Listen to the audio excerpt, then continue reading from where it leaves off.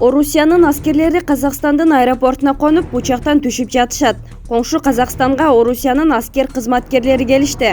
Алар отурган учак Казакстандын аэропортуна конгонун, андан аскерлердин түшүп жатканын көрүүгө болот. Ошондой эле учакта атайын унаа дагы бар. Орусиянын Тышкы иштер министрлигинин расмий өкүлү Мария Захарова Жааматтык коопсуздук кеңеши уюмунун күчтөрү Казакстан бийлигинин өтүнүчү менен жөнөтүлгөнүн жана бул чечим жааматтык түрдө кабыл алынганын эске салды. Буга чейин Орусиянын аскер кызматкерлери Казакстандын аймагына киргени, алар атышуу болуп жаткан Алматы шаарына барышы мүмкүн экени кабарланган. Садыр Жапаров туркиялык кесиптеши менен Казакстандагы кырдаалды талкуулады. Туркия тараптын демилгеси менен бүгүн 6 январда президент Садыр Жапаров жана Туркиянын президенти Реджеп Тайип Эрдоган телефон аркылуу сүйлөшүштү. Бул туурасында президенттик администрациядан кабарлашты.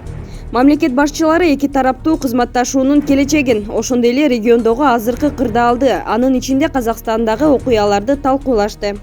Эгерде чачыңыз төгүлүп же сакалыңыз чыкпай жаткан болсо, ички органдарда оорулар болсо, жүзүңүздө угрилер же денеде ак дактар, псориаз жаралар болсо, бир айда 7-10 кг семирүүнү кааласаңыз же 7-10 кг арыктоону кааласаңыз, Америкадан келтирилген протеин же гейнерлер менен машыгып булчуңдарды чыгарууну жана семирүүнү кааласаңыз, аялдар жана эркектерде кездешкен жыныстык ооруларга дары издеп жүргөн болсоңуз, биз менен экрандагы номер аркылуу байланышыңыз. Москва, Питер жана Ош шаарларына 2 саат ичинде акысыз жеткиребиз. Жана башка шаарларга 1 же 2 күн ичинде жеткирип беребиз.